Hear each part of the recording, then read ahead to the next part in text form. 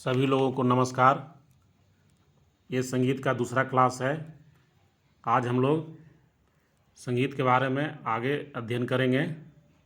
पहले क्लास में हमने बताया था कि संगीत में कुल 7 स्वर होते हैं, जिसका नाम है सा, रे, ग, म, प, ध और नी।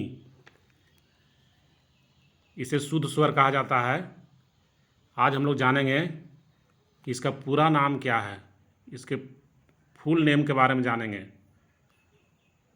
तो सा का पूरा नाम षडज है,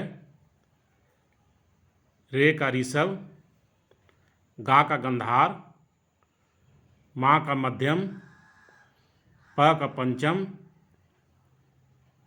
ध का धैवत और नी का निषाद। यानी कि षडज, ऋषभ, गंधार, मध्यम, पंचम, धैवत और निषाद के पहला अक्षर लेकर के संगीत के स्वर की रचना की गई है। जैसे षडज का पहला अक्षर सा हुआ, ऋषभ का पहला अक्षर रे लिया गया, गंधार का पहला अक्षर ग, मध्यम का पहला अक्षर म और पंचम का पहला अक्षर प।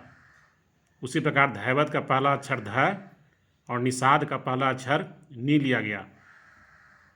इन 7 अक्षरों के द्वारा संगीत के स्वर की रचना की गई है। आगे हम लोग जानेंगे कि इसे अंग्रेजी नाम क्या है।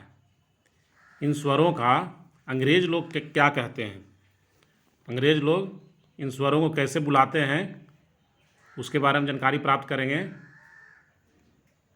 तो 7 ही स्वर होता है पूरा विश्व में, लेकिन लोगों का नाम स्वरों का अलग अलग रखे हैं। जैसे अंग्रेज लोग इसे स को डो कहते हैं, अंग्रेज लोग सा को डो कहते हैं, रे को री कहते हैं, ग को मी कहते हैं, म को फा कहते हैं, प को सौल कहते हैं, ध को ली कहते हैं और नी को साई कहते हैं। यानी कि इन 7 स्वरों का अंग्रेजी नाम है डो, री, मी, फा, सौल, ली और साई। उसे फिर लिखते कैसे हैं अंग्रेज लोग, उसके बारे में जानकारी प्राप्त कर लेते हैं।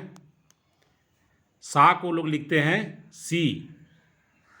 सा को, जैसे हम लोग सा को स लिखते हैं, तो लोग सा को लिखते हैं सी, रे को लिखते हैं डी, ग को लिखते हैं ई, म को लिखते हैं एफ, प को लिखते हैं जी, ध को लिखते हैं ए और नी को लिखते हैं बी।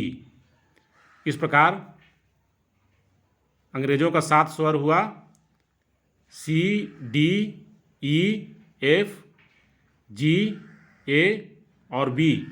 ये सभी स्वर शुद्ध स्वर हैं, जिसका नाम और संकेत के बारे में हम लोग जानकारी प्राप्त किए। हम लोग अध्ययन किए हैं कि शुद्ध स्वर के अलावे 5 विकृत स्वर होता है, जिसमें 4 कोमल और 1 तीव्र स्वर होता है। तो उसे हम लोग देखेंगे कि हारमोनियम में कैसे यह व्यवस्थित होता है और कोमल स्वर के कैसे लिखते हैं, उसके बारे में जानकारी प्राप्त करेंगे। तो इस तरह हारमोनियम पर रहता है सुसज्जित। जैसे क के बाद ख आता है, ख के बाद ग आता है, उसी प्रकार सा के बाद कोमल रे, रे के बाद रे, उसके बाद कोमल ग, ग के बाद ग, उसके बाद म के बाद तीव्र म होता है, म का कोमल नहीं होता है, उसके बाद प के बाद कोमल ध, उसके बाद ध, उसके बाद कोमल नी, उसके बाद नी। इस तरह अरेंज रहता है हारमोनियम पर। तो इसे हम लोग देखते हैं कि अंग्रेजी में कैसे लिखा जाता है तो अंग्रेजी में सा को सी लिखा जाता है। कोमल रे को क्या लिखा जाता है? तो कोमल रे को सी शार्प लिखा जाता है। सी के आगे है इसलिए इसको सी शार्प लिख देता है।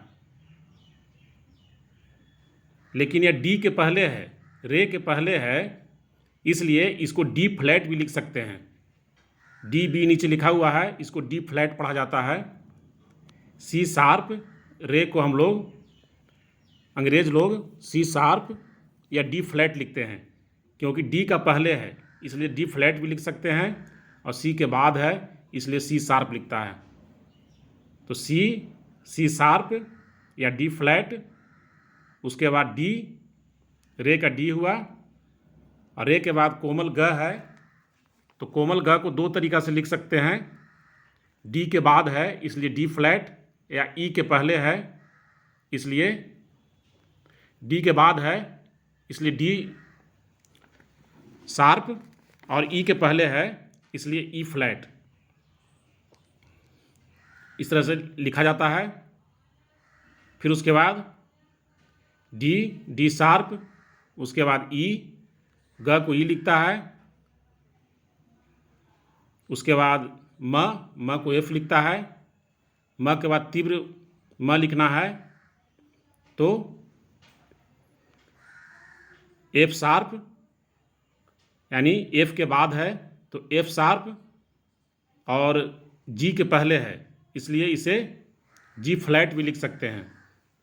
अपना सुविधा के अनुसार दोनों में से कोई लिख सकते हैं।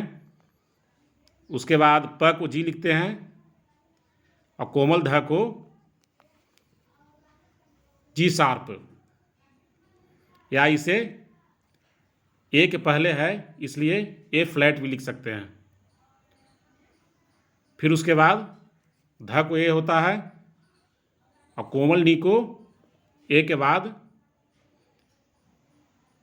है इसलिए इसे ए शार्प, या बी के पहले है इसलिए B flat, flat small B से लिखाता है तो बी फ्लैट भी लिख सकते हैं। उसके बाद नी के लिए बी आता है। इसी तरह हुआ, ये अंग्रेजी पद्धति हुआ लिखने का। इसको हम लोग एक बार फिर से देख लेते हैं। सी शार्प, डी शार्प, ई, एफ शार्प, जी शार्प, ए शार्प, बी। ये हो गया 12 स्वर, सा से लेकर के नी तक। हम लोग कोमल को दो तरीके से लिख सकते हैं। सी शार्प, कोमल रे को सी शार्प या डी फ्लैट लिख सकते हैं। उसी प्रकार कोमल ग को डी शार्प या बी ई फ्लैट लिख सकते हैं।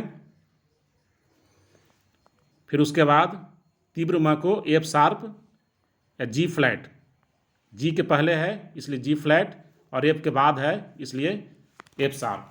दोनों में से कोई लिख सकते हैं। उसी प्रकार कोमल ध के लिए जी शार्प या ए फ्लैट, क्योंकि ए के पहले है। उसी प्रकार कोमल नी के लिए ए शार्प या बी फ्लैट लिखा जाता है। तो ये हम लोग समझे कि अंग्रेज लोग किस तरह लिखते हैं सारे गमा पधा नी को। इसके अलावे पिछले क्लास में हम बता चुके हैं कि अपनी सुविधा के अनुसार हम लोग इस तरह भी लिख सकते हैं, लेकिन यह प्रमाणिक नहीं है।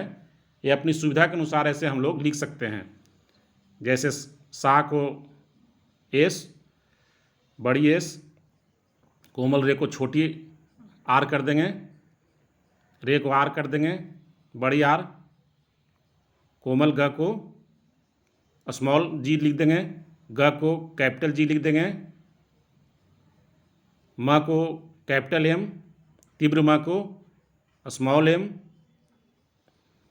प को पी, कोमल ध को डी, स्मॉल डी, ध को कैपिटल डी, कोमल नी को स्मॉल नी, और नी को कैपिटल नी, एन, कैपिटल एन। तो इस प्रकार हम लोग अपनी सुविधा के अनुसार इस तरह भी लिख सकते हैं।